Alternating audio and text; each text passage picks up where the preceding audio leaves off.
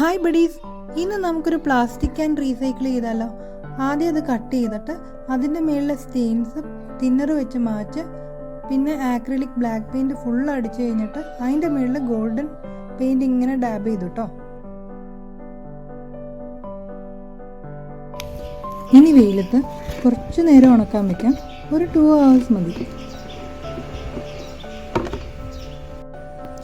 ഇതിൽ കുറച്ച് മണ്ണ് ഫില്ല് ചെയ്യണം കേട്ടോ. ഇതുപോലെ റീസൈക്ലിംഗ് വീഡിയോസ് ഇഷ്ടമാണെങ്കിൽ ലൈക്ക് ചെയ്ത് സപ്പോർട്ട് ചെയ്യണേ. ഇതാണ് ഡ്രസീന പ്ലാന്റ്. നല്ലൊരു എയർ പ്യൂരിഫയർ ആണ്, പിന്നെ മെയിൻ്റെനൻസും വളരെ കുറവ് മതി. ഇതാണ് ഫൈനൽ റിസൾട്ടോ. ഫൈനൽ ക്രാഫ്റ്റ് ആയിക്കഴിഞ്ഞാൽ 360 ഡിഗ്രി വീഡിയോ എടുത്ത് വെറുപ്പിക്കലാണ് അടുത്ത സ്റ്റെപ്പ്.